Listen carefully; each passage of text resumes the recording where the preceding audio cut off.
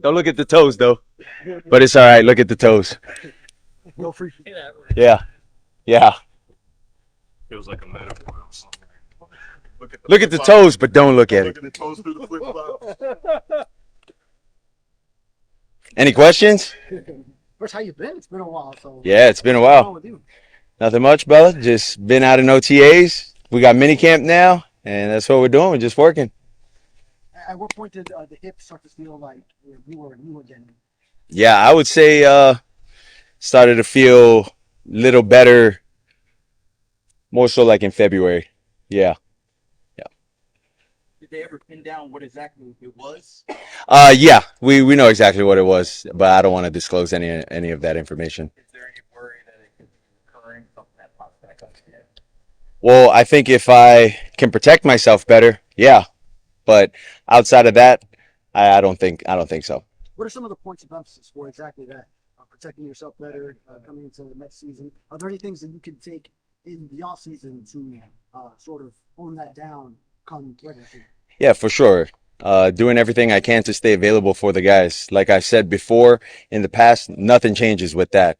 It's knowing when is the time to give up on a play, and you know, I would say the longevity for me to be on the field with my guys is more important than whatever that one play is. You know, you have more quarters than there would be within just that one play that I'm trying to, show the guys that, I'm competitive and whatnot. And I know they know that, but it's just a nature. It's a nature thing.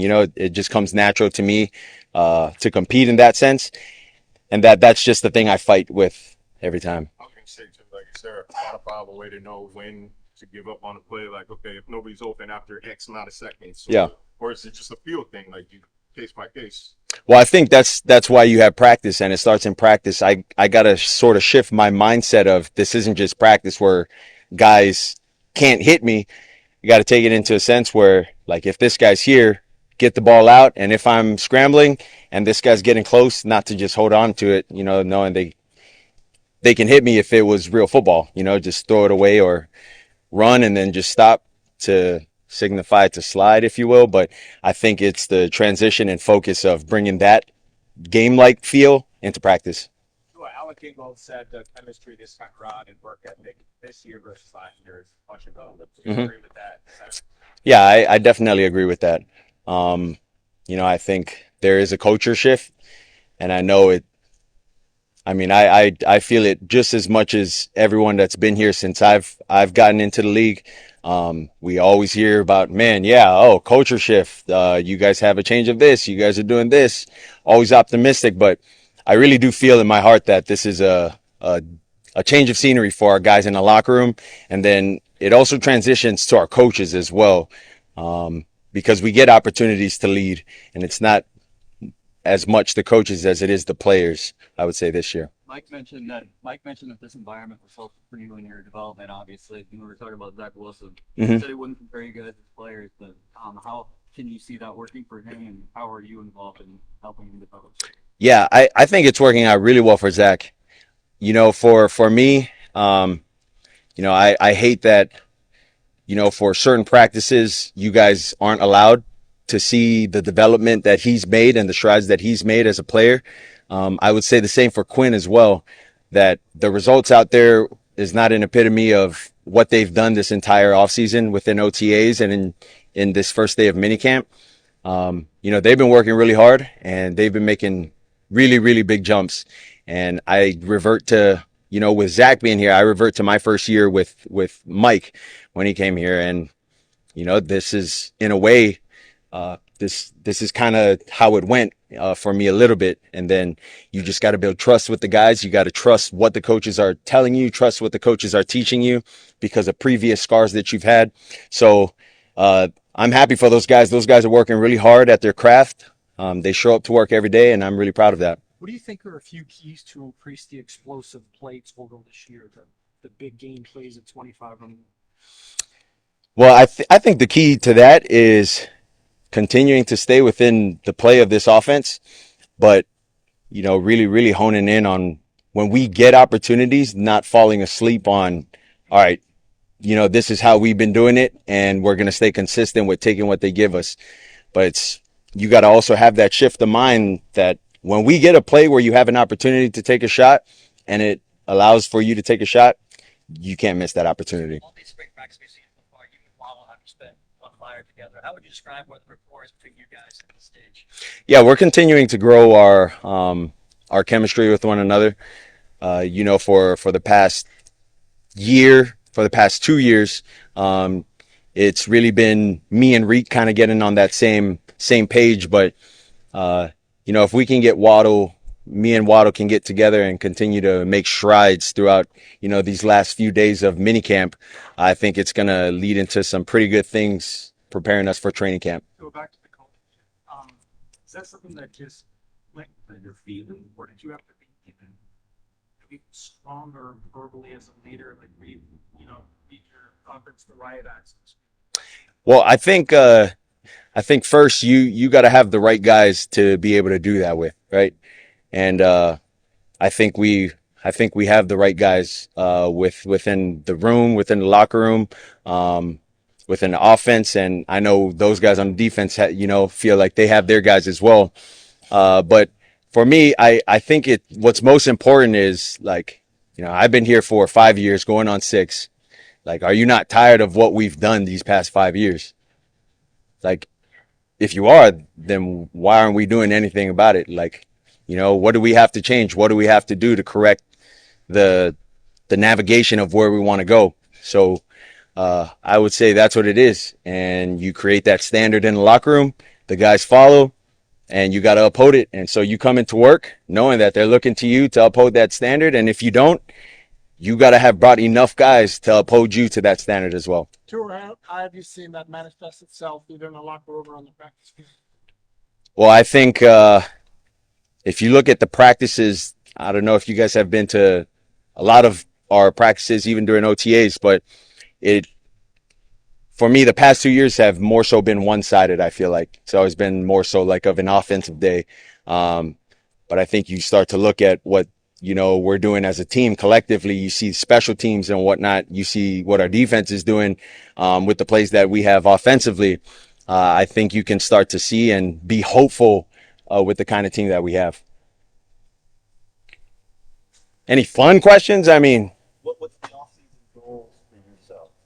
Like, what do you plan to do for the next 5 months? work out. Just work out. I'm going to take a week off, but outside of that, I'm just work out and just get some throwing in with guys, and we'll get ready for training camp. Doing any traveling? Traveling? Yeah. Yeah. Anywhere Yeah. exotic? Or? I wouldn't say exotic, but like a normal vacation deal, I think. Just go to the Bahamas, check it out. I think a lot of people call that exotic. Sound rich. Is there one thing you can share with us that you'd like to spend time on specifically in the spring and summer? Yeah. On the field?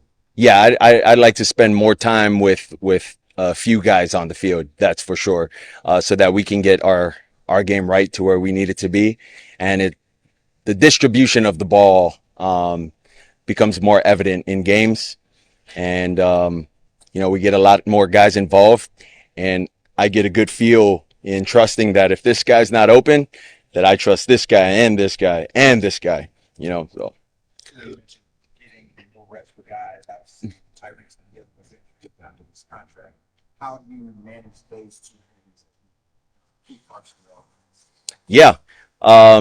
The thing with Reek, I mean, he can't catch, but he can sure run his routes, and we've still been getting reps that obviously aren't throws to him, but reps on air where I can still work on my footwork as he's timing out his routes and doing things of that nature. And then I've got to throw with JuJu a couple times outside of the facility, so that's how we've been working together too. Where do you stand on the JuJu Smith thing? Are you team Hey JuJu? Oh, 100%.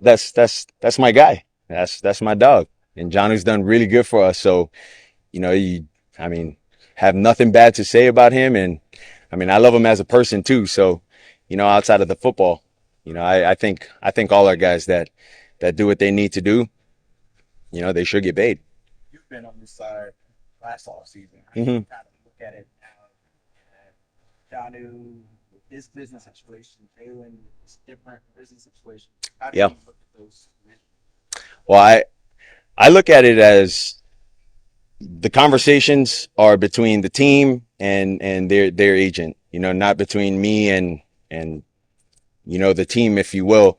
But there's a lot of things that's going to happen throughout that process. And, if you really tap into listening to what your agent is going to tell you or what your agent has to say, first off, you don't really know if they're telling you the truth. Still, even if you're paying them, you don't know that. And you don't know what side they're playing. Do they want to please you? Are they telling you the truth? All of that. Are they trying to rile you up so that you say something to the team?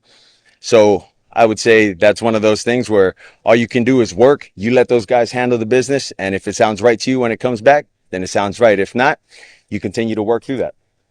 Something on Alec Ingold. What does he mean to this offense and to the run game specifically? Yeah, he means a lot. He means a lot to the run game.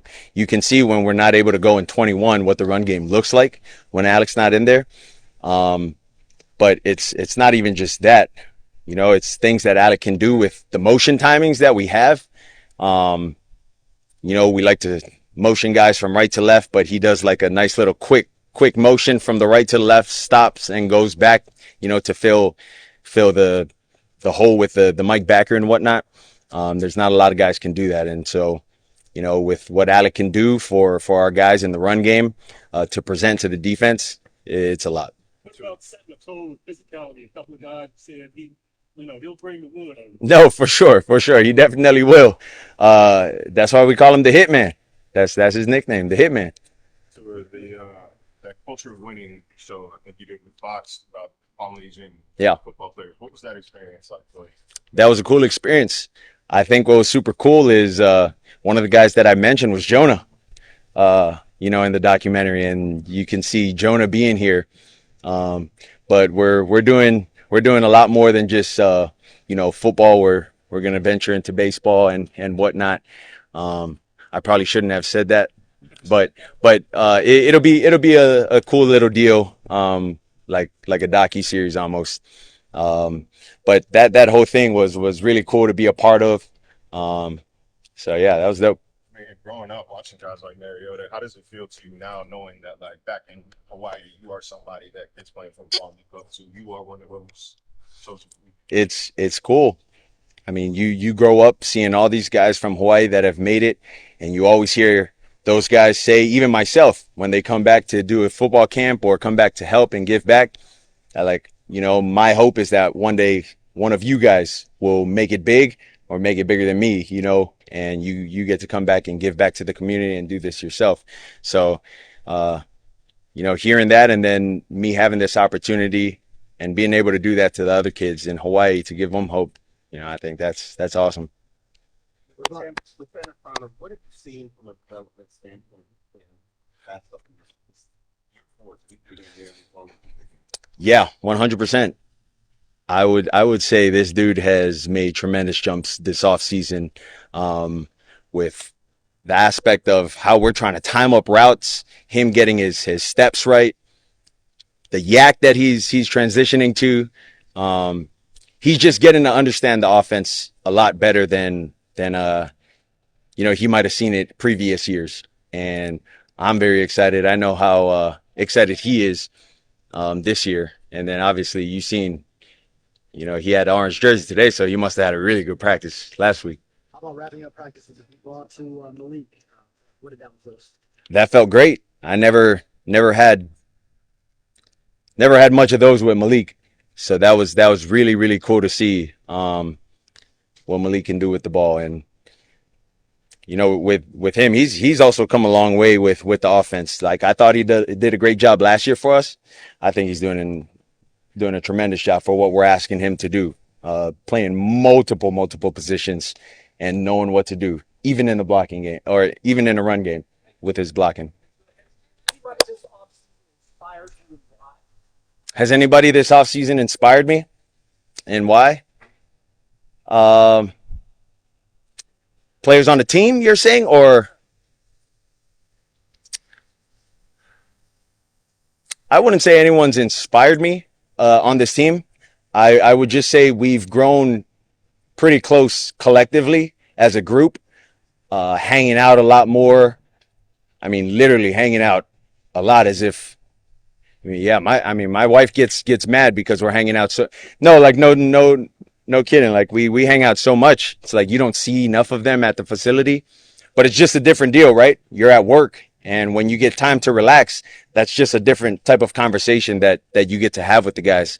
So I would say just the camaraderie, or as Tyreek would say, commodity, with the guys has been really good.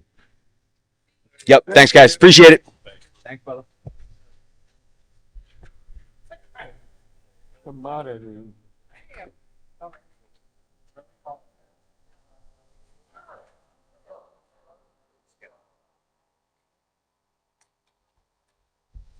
Is this you too? No. My phone did not overheat. Miracle. Good day, Al. Yeah. What?